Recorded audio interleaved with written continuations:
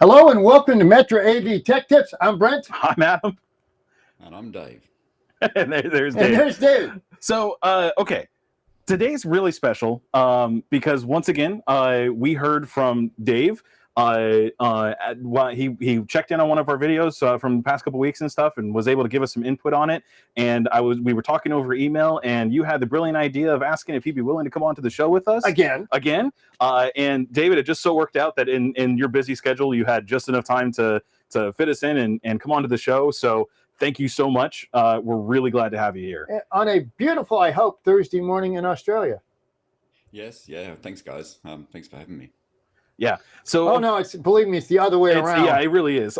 So now the main reason that David's here, of course, is the topic of today's discussion and the last couple of weeks, actually, since just between Christmas and whatnot. Week. Yeah, this is now the fourth week because we had just before Christmas is what was the episode. So was the first one. So we've been discussing in particular this document from CEDIA specifically. It's the what's the name for it?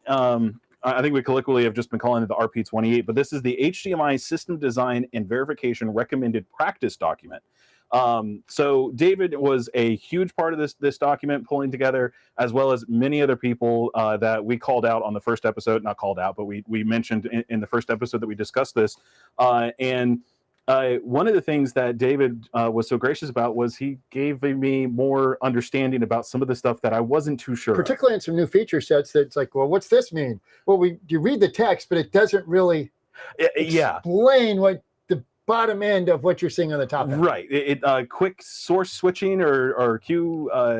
You can do it. Well, I've already forgotten which one it is, but there's that one. There's a new one that is out there as well, and a couple other things. But then lastly, we thought that would be perfect for this because this episode today, we wanted to go over the checklist. That's the last page of the document, and kind of just basically go through the checklist. You know, let's design a system essentially, and I'm really looking forward to this to kind of see what we can come up with, and so. Before we jump into that, I didn't even do our little introduction thing. So as always, everybody, thank you for checking in with us today. Don't forget to like, share, subscribe, hit the little bell notification whenever we do go live, and whatever it is on Facebook to let you know that we are live on Facebook, because now we're live on Facebook. And so definitely do that as well on that side. And as always, if you have any questions about whatever it is that we're talking about today, make sure you leave it over in the chat section over there. Or if you're watching this after the fact and you're watching the recording of it, leave it down in the comment section below. We do monitor those. This is also a great opportunity because we do have David here with us today. And so if you have any questions for David, who again is a major part of CEDIA and their HDMI side of things, now's a perfect time to ask some questions for that as well. So, but anyways, so. Yes.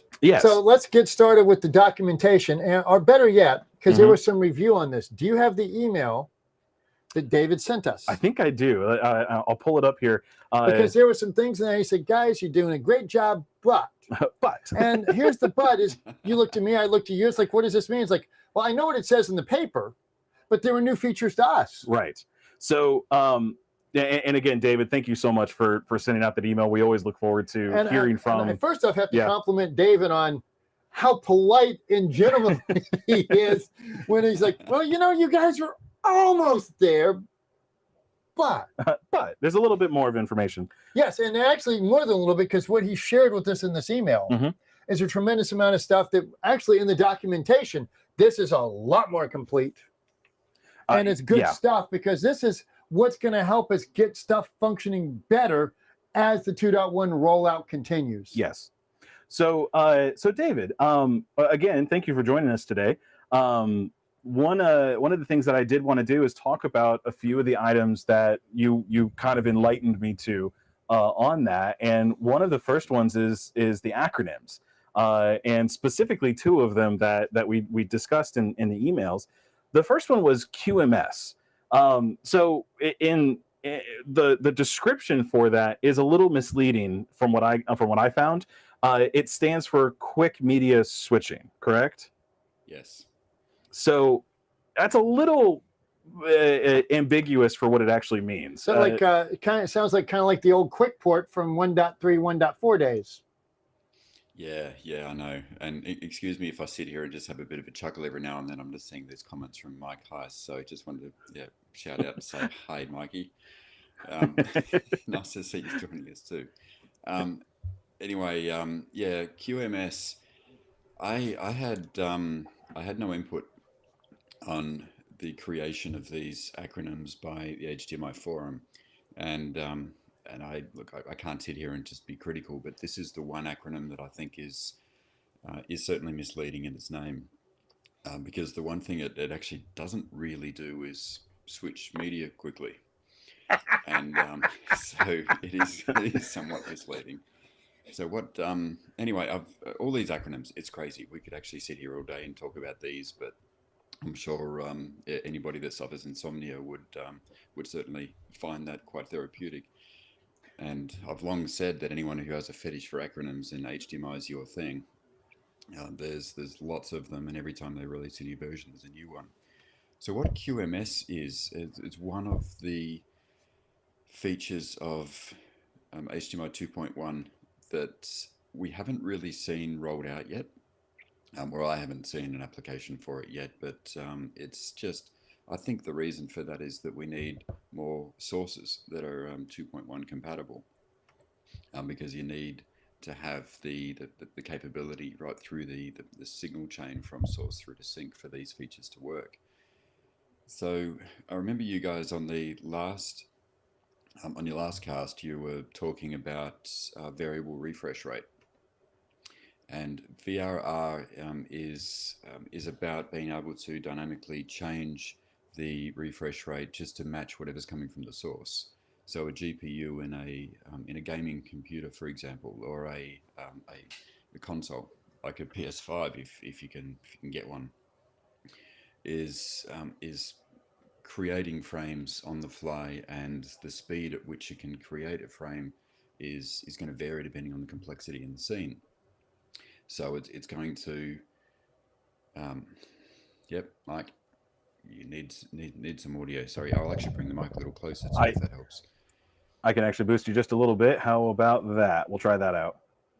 Okay, you're hearing me better now. All right, so what I was saying about VRR is that the ability is there in HDMI 2.1 to vary the frames. In past, HDMI was always fixed on a particular refresh rate. The speed at which the signal traveled through the HDMI cable to the other side was in direct proportion to that. So you double your frame rate, you double your speed. And what's happening now with 2.1 is that there is it's not necessarily a direct correlation between the speed, the refresh rate of the video and the speed at which it's going over the link. So what can happen is, let's just dial up the speed. Say you got a 48 gig link, or even a 40 gig link, which is actually pretty common. You can use all of that, even if the rate that we're sending video through is much slower. Say it's only 4K 30, 4K 60. What happens if the HDMI connection can use all of that 40 gig? What it can do is actually just send it much faster. It can actually send a frame and then just sit there and wait a period of time before it sends the next frame. And there's a whole bunch of acronyms. I'm kind of getting a little tongue-tied here. Okay, well, hold on a second, David, on that. Before you go past that, I want to make sure I'm grasping that, because part of in the past, one of the things we've talked about is with data, speed of HDMI, it wasn't necessarily the speed that the individual data was traveling. It's how many bits of data could travel conversely at the same time. Yes. My analogy is always lanes on a highway. The cars are doing 60 miles an hour. We've gone from a 2-lane road to a 6-lane to an 8-lane to a 10-lane road. So just more cars arrive at the same time. But I think what you just told me is now the cars can actually go faster than the speed limit to adjust. Yeah. So I know I'm taking a very long time to say something that should be simple, so apologies for that. But well, apparently it's not that simple. No, it's not. It's not really simple. Probably what I should do is back up and say that there's actually three acronyms that I like to think of as being nested because they're all actually very, very similar. One of them is variable refresh rate, VRR. One is the QMS, quick media switching, that you mentioned before. The other is QFT, quick frame transport. So those three are all effectively doing a very, very similar thing over the HDMI connection. I would go as far as saying that QFT and QMS are kind of like subsets of a variable refresh rate. So what can happen with VRR, where we've got a GPU that's outputting frames at variable rates with each and every frame that comes out can vary as mentioned. With QMS, it's essentially using the same function, but using it to instead just change it with every frame. It's going from a rate of say 60 frames per second whilst on special features on a disc, for example, and then flicking across to the main movie at 24 frame. And it can now do that seamlessly. So it doesn't have to before, as soon as you had any change to the video, change the refresh rate, change to the resolution, it would have to reboot the hot plug detect, restart a new HDMI session. We had this discussion which yesterday. means, the edit exchange, all of that stuff.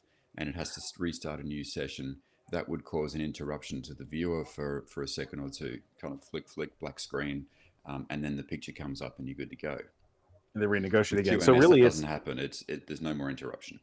So and with VRR, of course, and David is actually making a good point of it right here. He's asking us to explain the difference between G-Sync, FreeSync, and VRR, which I'll let you dive in a little bit more on that. But from the way you're describing it, you're right. It's almost like QMS is it's using the functionality of VRR, where VRR is we see it as happening constantly because the GPU or a game console is outputting, and fluctuating almost constantly for You're how gonna it's whack me with that. What, you don't want a black mark? You've already got a black mark. But the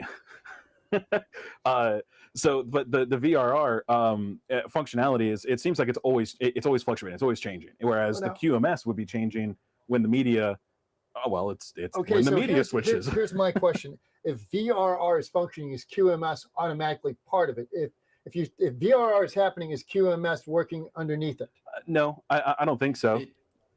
QMS is effectively a mode of VRR. What it's doing is it's actually where VRR might have a fairly big range that it can swing in. It can be anything up to a factor of 5. So it could be down to 30 frames per second and up to potentially 120, 150. So it has a pretty big range to operate in. What QMS does is it basically just corrals it into a defined space to say that we're wanting to optimize this for cinema. So we're wanting to go down. So it needs to support 24 and then it might cap out at 60. Then, so it actually just brings it into a smaller range. Let me ask my question in a different way. Can you have QMS without the VRR overhead, or can you have the VRR overhead without QMS? If you have one, do you automatically have the other? Do they work jointly? If generally any device that supports a system that supports VRR would also support QMS, and QMS is then just it's a version of VRR. This is all defined when the devices do their exchange and figure out what they're going to do. They figure all this out. But really QMS is just a more tightly controlled version of VRR. Right. And so that makes a lot of sense for how it's working together, at least in my mind. And I come from a gaming background, and I play games now as it is, but so it's not really a background if I'm still doing it. But again, with the gaming side of things, we've seen that on DisplayPort, and like Michael is saying, and actually watch this. I could show that. Like Michael's saying on this, it's talking about the difference between G-Sync, FreeSync, and VRR. As far as I understand, they're essentially the same thing. It's just maybe the protocol that triggers each one is a little bit different, and or it's proprietary. And how it's like activated. GM versus Ford. They both build a car. It's similar. In fact, when VRR was first announced in HDMI, I looked at it and thought, that just sounds to me like FreeSync. It looks the same.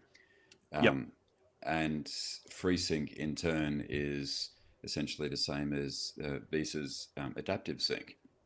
Adaptive sync being a standard rather than a kind of a branding thing. And so I reached out to Visa at the time and said, hey, is HDMI VRR essentially just adaptive sync? And the answer was, well, no, not really. I mean, HDMI do their own thing, but it's essentially able to carry that information. So the difference, my understanding, the difference with G-Sync is that NVIDIA lock it into a particular frame rate. So they'll actually push everything up to a certain frame rate and actually lock that in.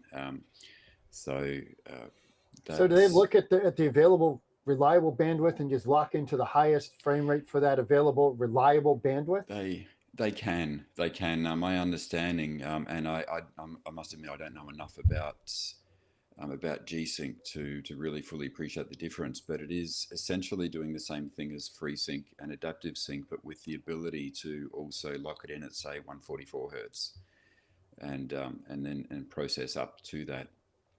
But the best is always going to be had from just matching whatever the output is from the GPU. Native. So then there's another mode that I mentioned about a subset of VRR called QFT, Quick Frame Transport. Not the sexiest acronym ever. QFT it's a bit of an odd one, but this, from a user's point of view, is probably not really going to provide any advantage. From an integrator's point of view, is not going to mean anything either. Like it'll work or it doesn't.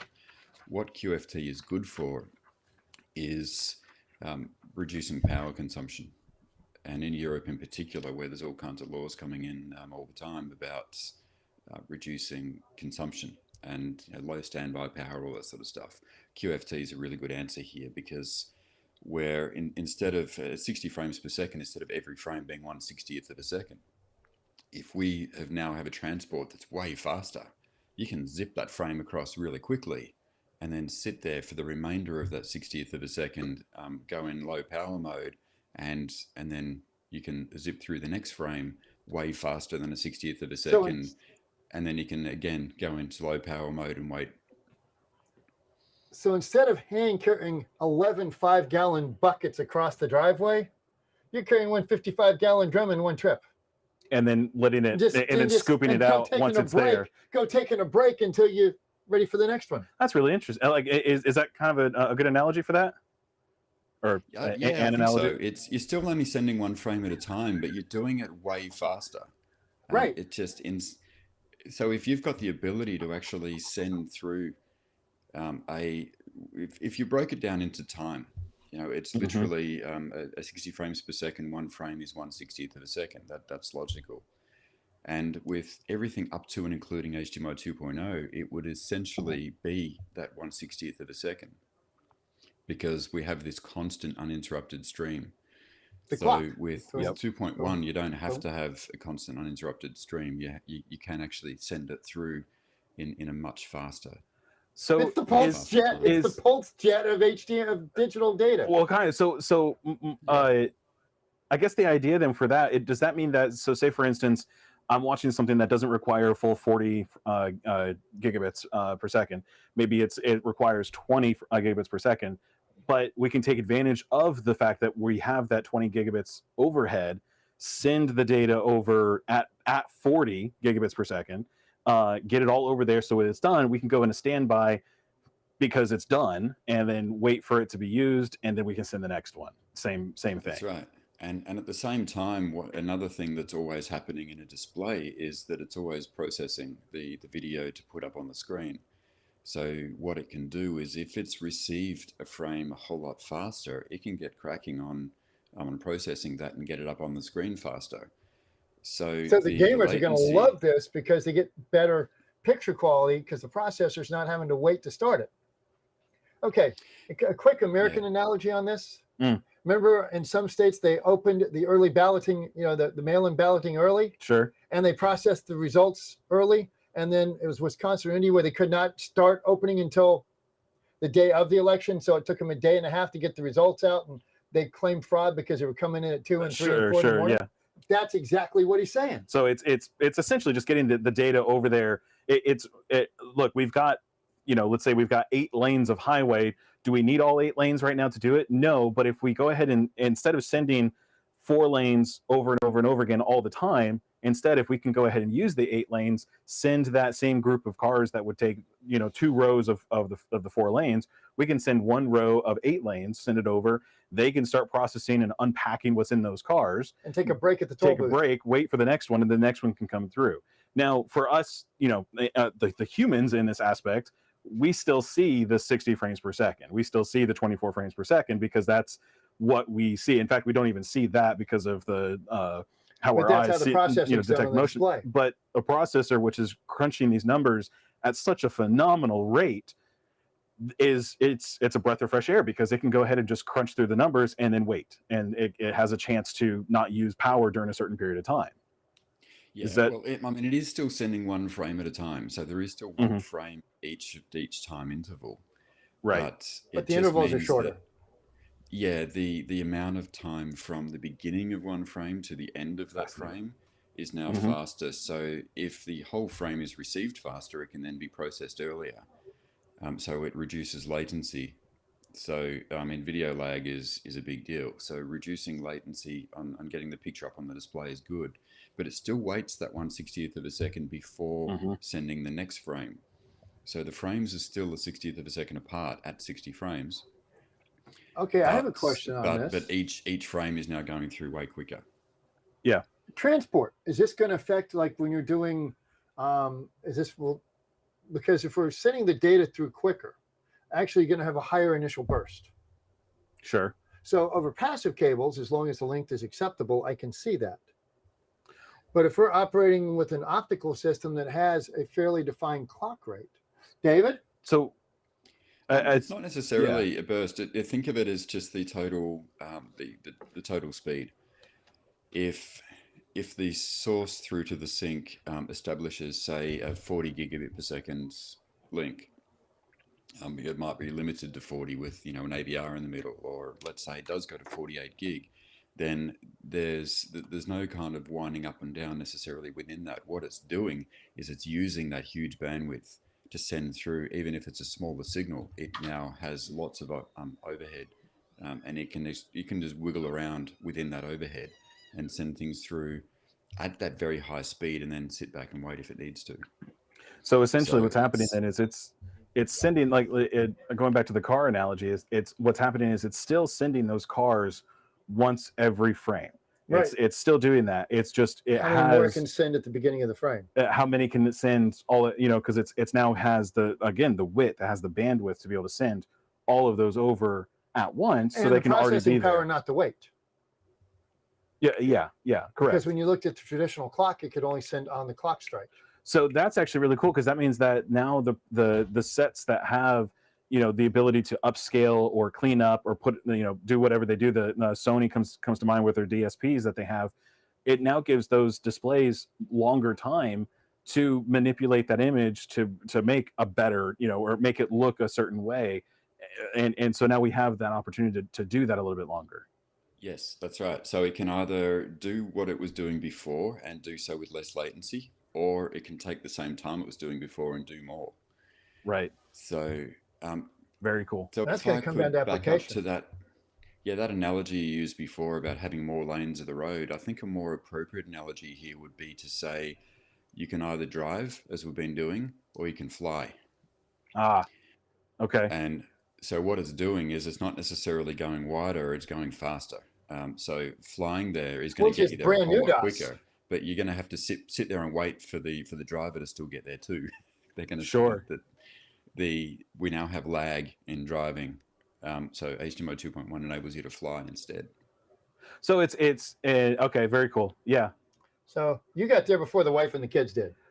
You're flying there, and so instead you have time to start setting up. It's honestly, it's when we get ready to go. A beer. Well, there's that. Yeah. Obviously, because he's got better beer. Well, yeah, we had this discussion. Although it's 7:30 in the morning, so I shouldn't.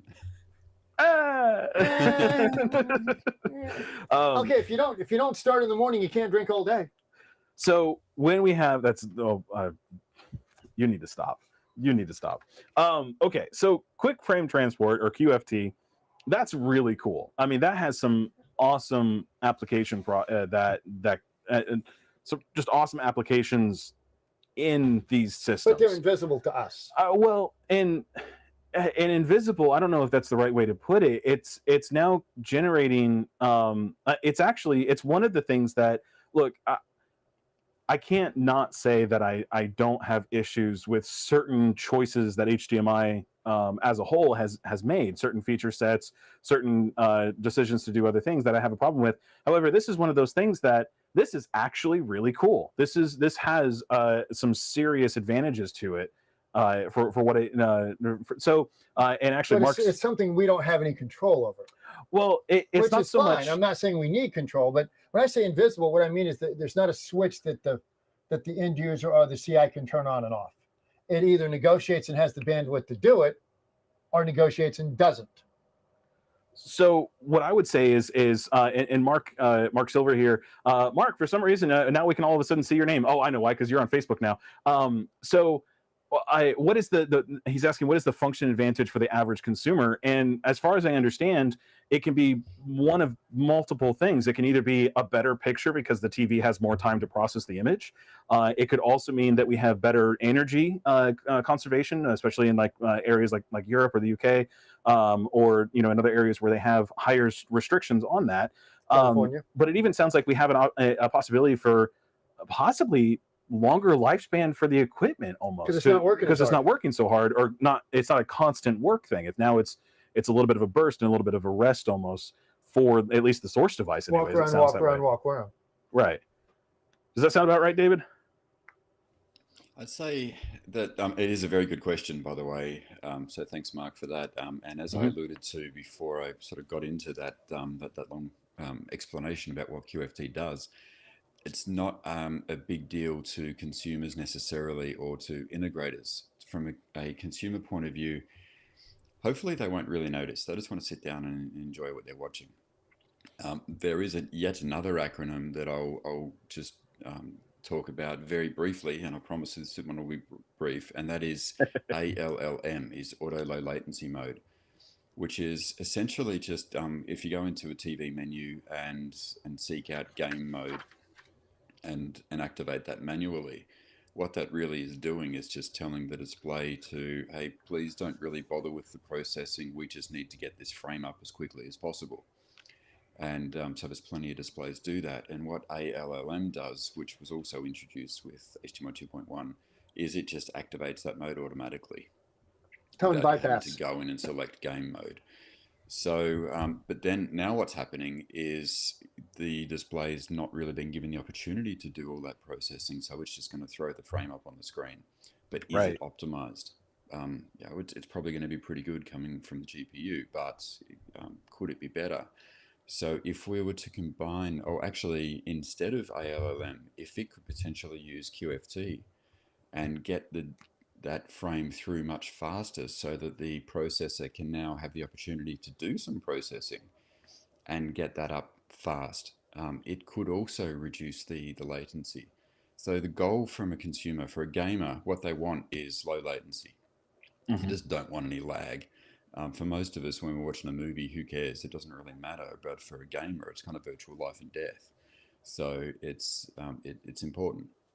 So now I'm not saying that QFT is going to be used instead of ALLM. I'm just using that as a hypothetical, just to show what one of the applications is. But really, from a consumer point of view, no, they're not really going to know whether QFT is working or not. They're just going to sit there and watch a decent picture and see it quickly. Well, the goal of every bit of this is they don't know any of it exists. What's compatible? Yeah, that's going to be the big thing, is making sure that everything's compatible from start to finish, which I'm not going to get into it this episode, but that is one of the most important things about this, is making sure that the compatibility is there for it. Now, for someone who comes, again, because I have a gaming background and I game now, the latency mode, if I understand it correctly, before I would have to go into the TV menu, turn on game mode, or name that input on the TV game. That's one of the things that those profiles do when you change the input. Sometimes, sometimes not every TV does that, but sometimes they do. But turn that off so that I don't get any processing. Now, of course, if you're watching a video or anything else, you'll notice a difference in quality of image whenever you do that. But it's because now you see what the TV is actually doing to the image that comes across, or what it's not doing, so to speak. So you can say, turning that on, you can see what the image looks like when it actually, just gets sent straight across, versus what it looks like when the TV is actually doing its upscaling or processing or whatever it is that it's doing. Now, for that, the QFT, I can see that being really cool, because normally the low latency mode or the game modes, the TV has a very short amount of time to do it. So if we give that TV time to do the processing that it's meant to do, the normal amount of time that it needs, but we have QFT enabled, now it's even got, we're able to cram all that time and space into it to still get the gaming latency that we're looking for as a gamer at that point. And so then we give ourselves time. Yeah, absolutely. Now, here's the cool part too, is it doesn't necessarily just need a super fast link like 40 or 48 gig that I mentioned before, because part of 2.1 is that there is now this whole ability to self-test what speed is actually capable over a link. Before, we never had that. Two devices would use a protocol in the establishment of the link to actually say, yeah, I can do 2.0 and I can do 2.0, and it establishes that link, but nobody thinks to ask the cable in between, hey, can you actually support 18 gig? So both devices at each end would be setting up an 18 gig link, and if you've got something else in between like HDBaseT, then it may not work. So there was some problems. So with 2.1, they now have the ability to test that link automatically. The devices will actually run a test over the link, make sure it's received before it establishes that speed. And what if the speed established is only 18 gig? What if it can't go faster? We've still got a 2.1 capable source and display. It still might be running fixed rate link, so it's running the new type of link, which is compatible with all these new features. But what if it's only 18 gig? Well, hypothetically, you could run 1080p 60 at that using QFT. 1080p 60 is only 4.5 gig per second. We've now got 18 gig to play with, and where before it would actually just run it at 4.5 gig, it can now run it at 18. And it's got a whole lot of headroom, and it can actually still utilize QFT even over a slower link.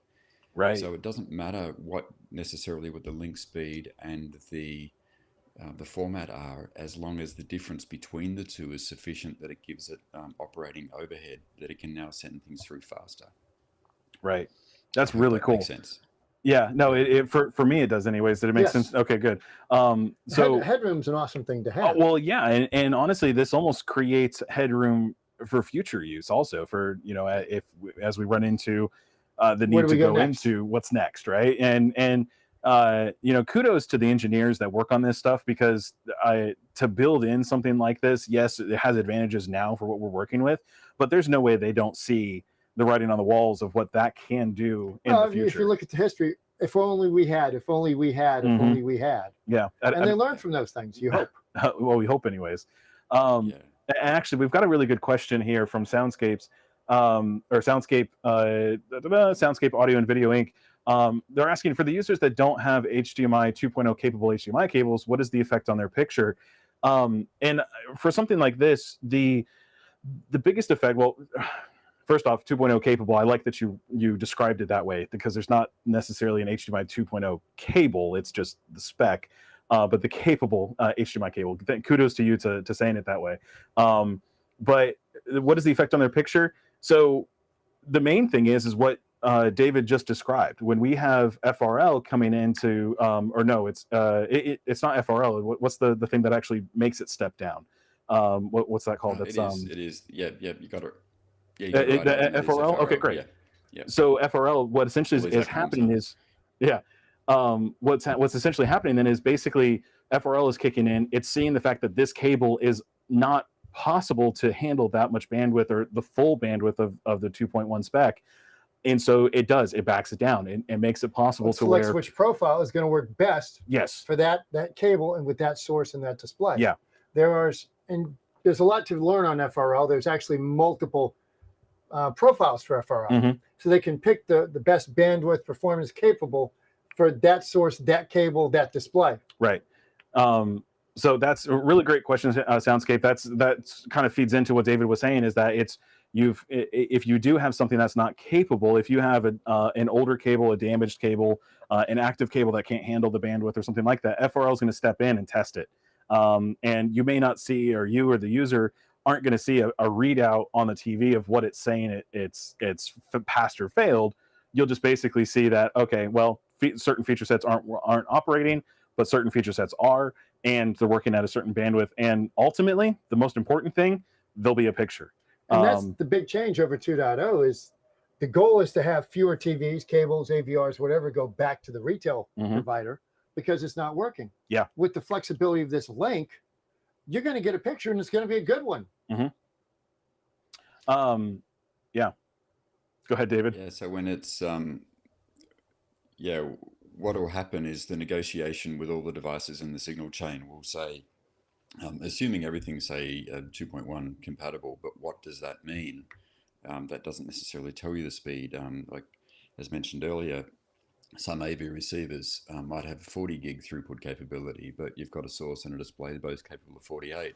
So they're going to negotiate and find that, hey, 40 gigs the maximum they can go. But once they test the cable and they find that the cable itself can't do more than, say, 18 because it's a premium high-speed cable, then it'll just lock in. It'll test the higher speed.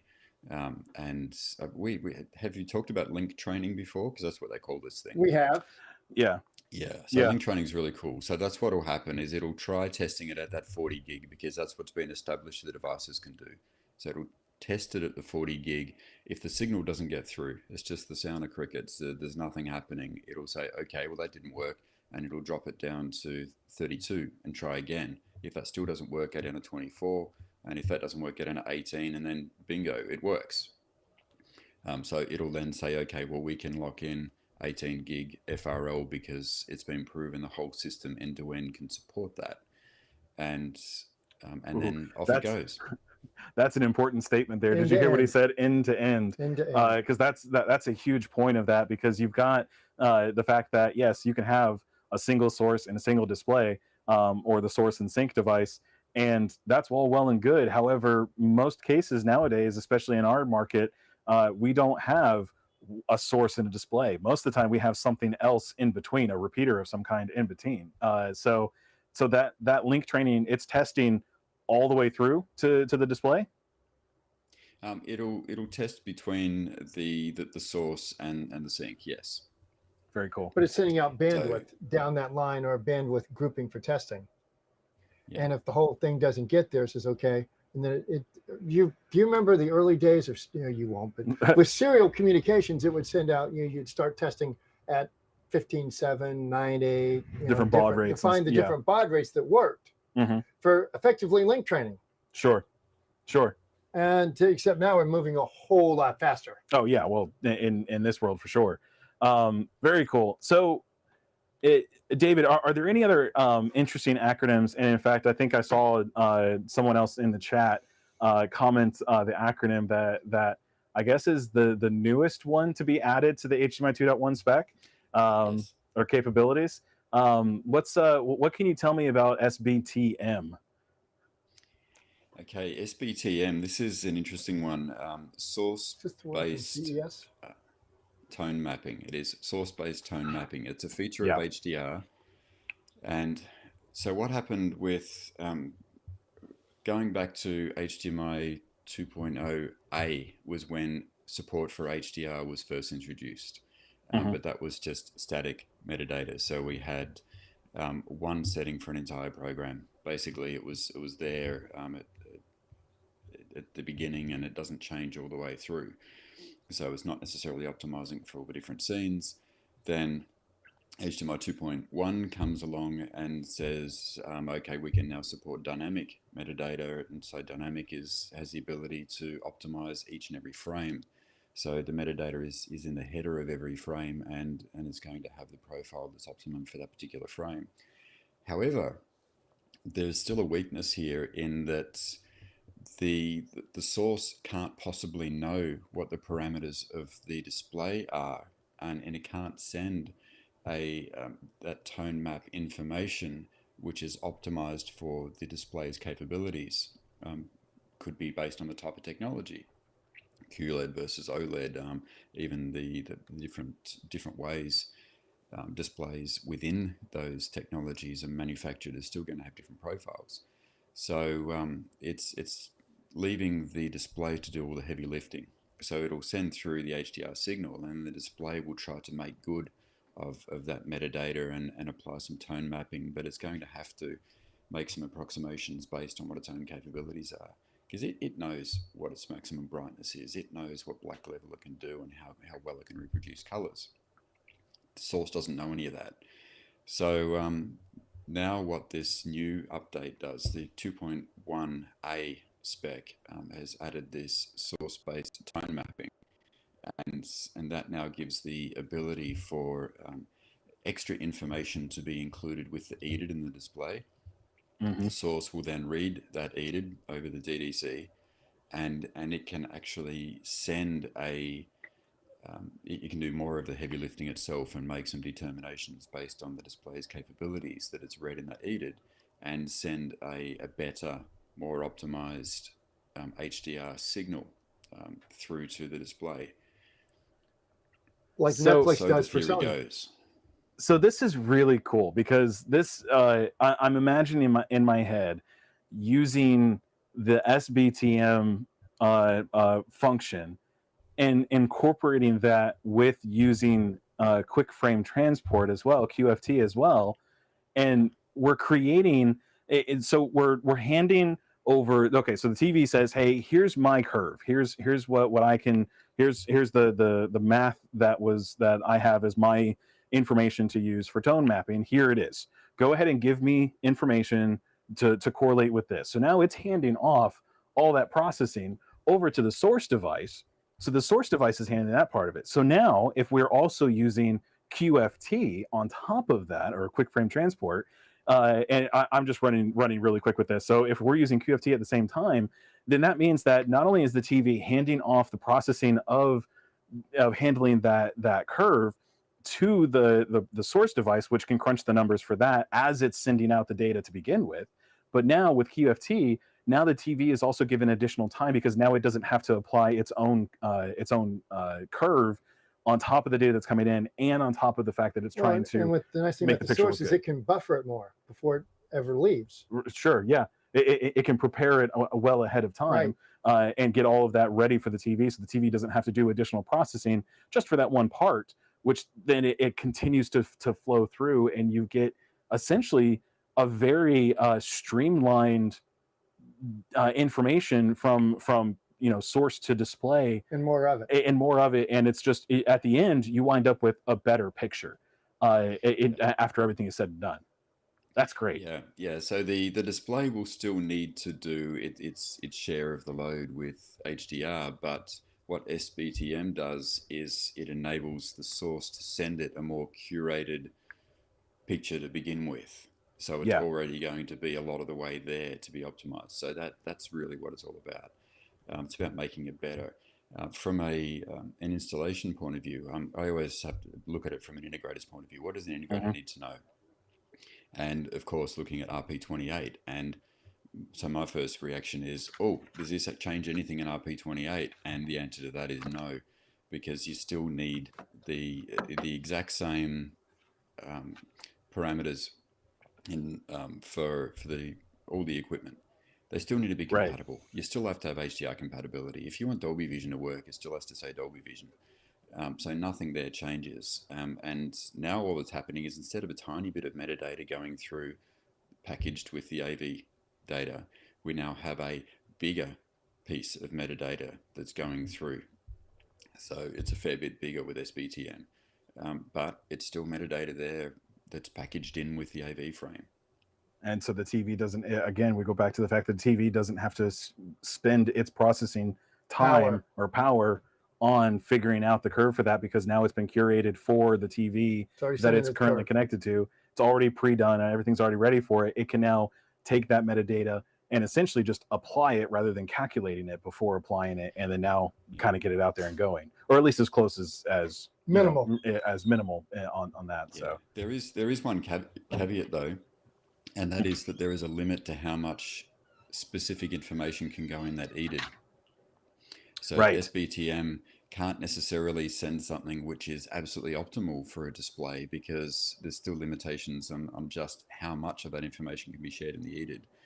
So this is where Dolby Vision still has the advantage, because I must admit that when I first saw the announcement for SBTM, I thought, oh, Dolby Vision will like that. They won't need to use RGB tunneling anymore, and they won't need to send through using their proprietary method.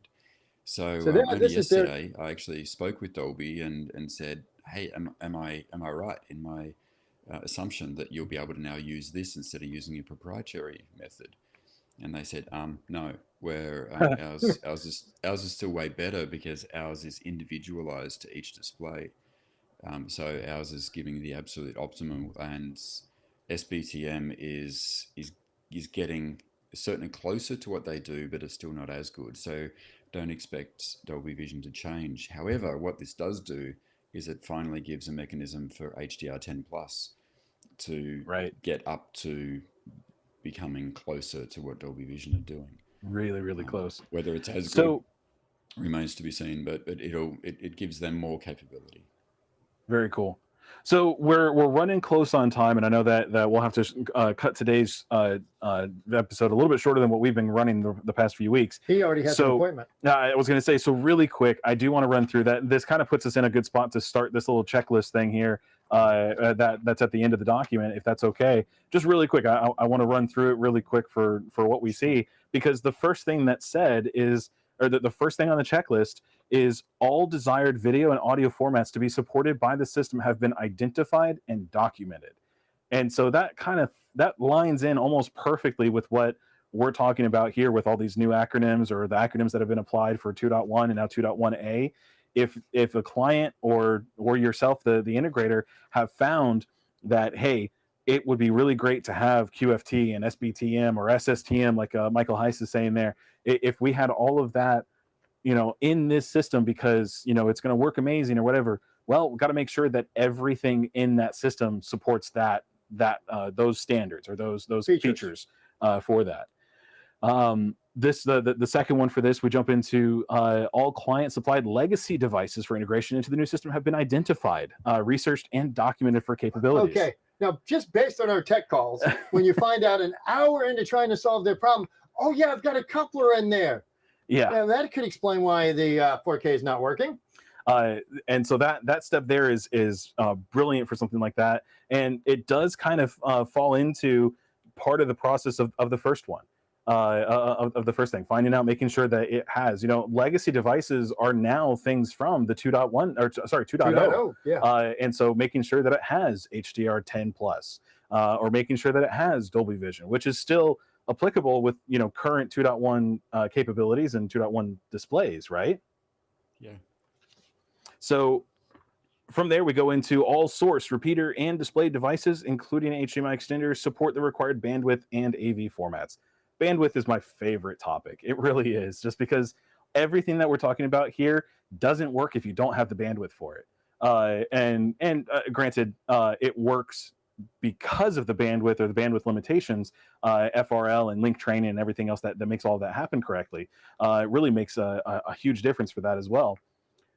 We then go into the system topology does not exceed the maximum device count and repeater level depth allowed by HDCP. Find that data. Yeah. Actually, David, is there information out there, or do you have a recommendation for the dealers or the integrators that are out there? Is there some way to find out that information? So, for instance, what's the HDCP limit for a DirecTV dish box, or DirecTV H24 or H25 or something like that? Is there a way to find that information out there? I'm not. I'm putting you on the spot. Yeah. I haven't really seen as much of an issue as there used to be. It used to I be don't know referred if to as number of keys. I mean, the reality Mhm. is each device only actually has one key, has only ever had one key. And so it's not necessarily a number of keys, because when you connect two devices together, they're actually establishing an HTTP link between them.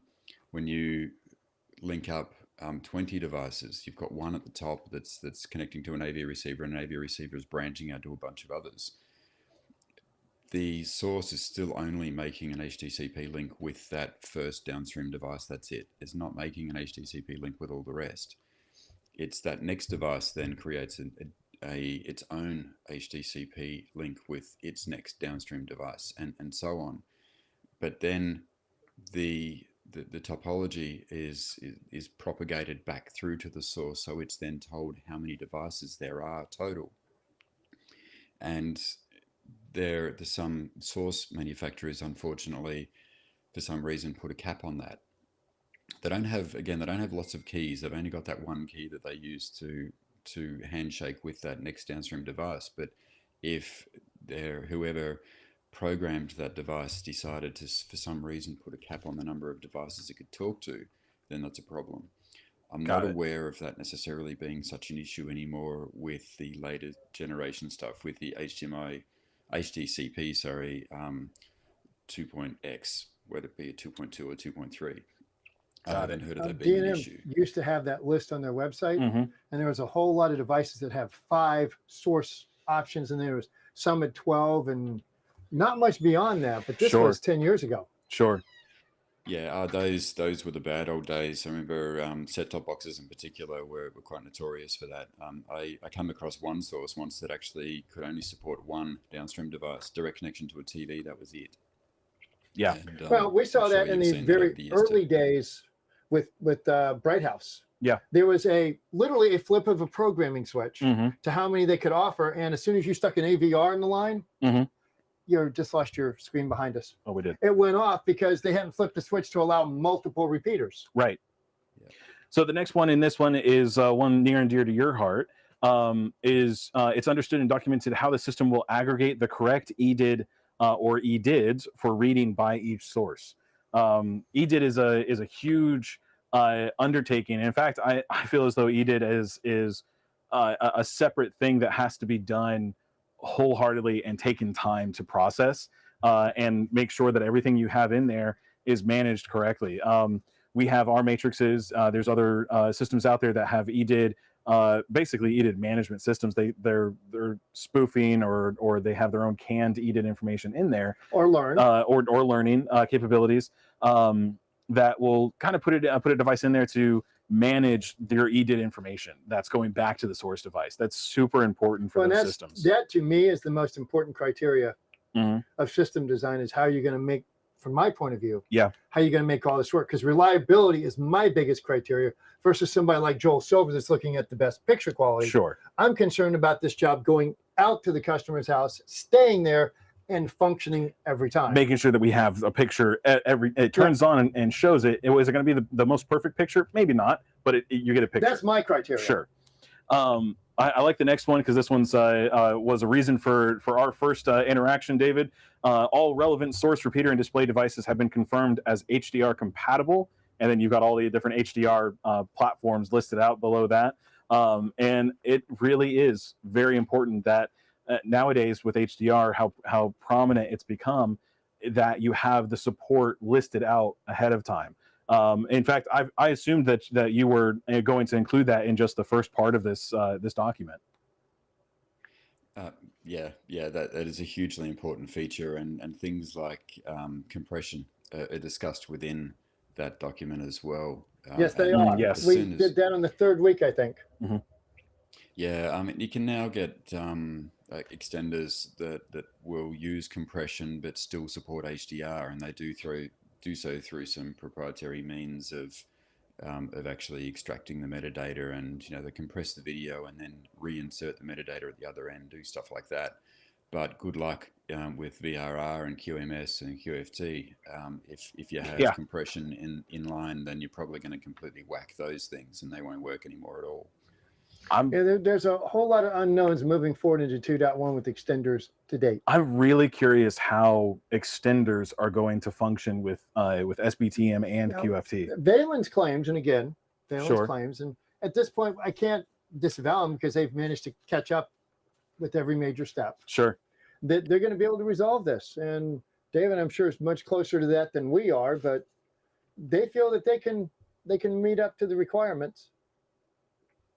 Next. So after that, we go into the repeaters, which we just which I brought up there, making sure that they don't modify the metadata, which you were just talking about now for like HDR or other functions as well, like 3D. Then, of course, the procedures to activate HDR are documented. That's also important because that's a lot of our tech calls. Well, and think about it, because it's not even so much that the integrator may be activating it. It may come down to the consumer, the person who's actually using the equipment, in order to activate it correctly. Is enhanced turned on? Is it turned on all the way down the line? You know, if it wasn't for the fact that all this stuff, it doesn't just magically happen, because I'm happy for that, because that means I wouldn't have a job, and neither would you, and probably David as well. But you know, it's kind of a good thing that there's some intricacies to all of this. Let's see. Yeah. I like this one too. Optimal inputs on the display to support the requisite bandwidth. That falls into other features as well, right? So we've got now, in the new displays, some new displays still have a dedicated 2.1 port, or they'll have an ARC port. But more importantly, what we've learned through the years of doing this now are that some ports are just stronger ports. The traces, the more capable. The traces inside the display are more direct to the HDMI chipset in there. But that it just works better. It just works better, right? It's just a stronger connection. Then we do. It's actually a shorter signal path on the PCB. That's amazing what that can do. Yes. Yeah, it really is. And Stuart and I got in an argument about that, and he says, "Why do you say port 2 on this TV? Because it works better." It does work better. You know, not only is it proven through the science of the fact that it's shorter, you can measure it, but it's also proven because out in the field, it actually makes a difference. It's right there. Let's see. So if HDMI 2.1 features such as QT, VRR, and QMS, which we just discussed, are required, all devices in line from source to display have been confirmed as supporting. So I like this because we're starting to break out features apart from other areas of this checklist. On this note, how is CEDIA or your group working with manufacturers to let dealers, let consumers know which of these feature sets are enabled? How do you go to an AVR and say, okay, it has QMS and QFT, and by the way, it's got SBTM and it's a BMOC as well? How do you find all these things out? You don't know that one. I know. Big man on campus. Okay. BMOC. Yeah, that's a constant challenge because there's really not a lot that anyone, CEDIA or HDMI, there's not a lot anyone can really do about that because it's manufacturers. It's the way they market their products and how much they disclose. So wanting simplicity for the consumer is not helpful for integrators. Well, no, even something as simple as HDR, everybody had their own name for it in the early days of it. Or EDID, or CEC, they all had their own names for it, just to confuse the issue. Well, I know we're all running out of time. David's got a meeting coming up. You and I have a video call we do. up. Well, one last thing, David, before, as we're wrapping this up, the last part of this, I'm skipping ahead. By the way, everyone who is watching, if you have not done so yet, go on to the CEDIA website. It's down in the description. Go onto the CEDIA website. It's free. Register for an account if you haven't yet. There's also a link to this document specifically. Go on there and download this document. It's free right now. Check it out, download it, read it. It's a wealth of knowledge. But I just want to talk about this one last thing on here. The design incorporates an upgrade path for future scalability of installed cables and or access for pulling or of replacement cables. Thank you so much for putting that in this checklist. I don't know if you put it in or if someone else that as part of the team put it in. Whoever did deserves just as much kudos as possible for it, because that one thing right there is brilliant, because that solves most of the problems in this checklist if they become a problem later on. So kudos to that. Absolutely. Yeah, I actually did write that checklist, but it was based on all the information from a load of different contributors to that paper over many months. It was like 2 years. So Nice. yeah, it was a monster effort, and it was great to see it all come together. Yeah, definitely. So, and on that note, because I know we're all running out of time. Yep. David, thank you very much for joining us again. We truly appreciate it. You are always welcome to come on board. You just send Adam an email and say, "You guys are idiots. Let's fix this." He messed up something on that. No, honestly, it really is great hearing from you, David, and we really appreciate you coming on. And everyone else who's a part of the CEDIA community is a wealth of knowledge, and we appreciate everyone who helps out with it. And again, this will be the last episode that we talk about this document specifically today. And so we again, everyone who's watching, go check out this document. It's in the description down below. And then, of course, everyone who is watching, thank you so much for watching. As always, if you have questions or anything else that's going on with it, feel free to leave it down in the comment section below if you're watching this after the fact. And let us know what you think about this. If you've learned anything from this document, let us know in the comments what you learned. And then, of course, from us. Yeah, and we really appreciate. And by the way, shout out to Josh, who watched all of our videos. Oh yeah. Yeah, Josh. Thank you. You'll have to apologize to your family for us for hearing our voice for hours upon end. From what I've heard, he's been playing our videos. So thank you for watching our videos. And to the rest of the family, I apologize. But with that said, David, again, thank you so much, sir. We really appreciate you coming on the show with us today. And we look forward to another time. having you on again. So we really appreciate you. Thanks for inviting me on and for putting up with my funny accent. Yeah, we certainly appreciate you getting up early in the morning for us. Yeah, thank you. Hope your day goes better. So, everyone, thank you so much for watching today's episode. As always, reboot early, reboot often, turn off CEC, don't cut your wires too short, call tech support.